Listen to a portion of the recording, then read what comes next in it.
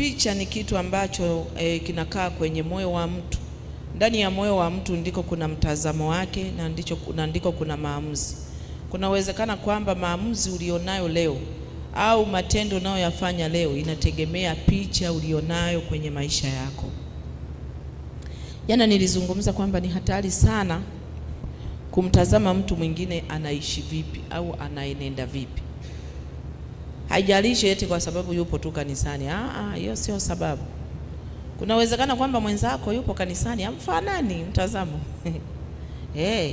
Au mwenzako yupo kanisani alishafikia lengo ila wewe bado.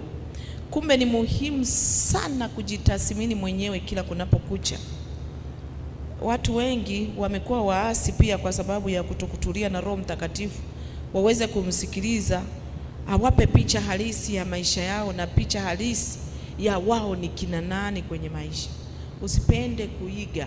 Sio kila unayemuona yupo kanisani ni wa kanisani. Kuna wengine wako kanisani kwa sababu wanawakilisha ufalme wa shetani kanisani. Na ndio maana ni hatari sana kuwaiga. Niseme tu kwamba katika maisha yetu hakuna jambo ambalo nataka kulifanya halina picha. Huo ndio ukweli.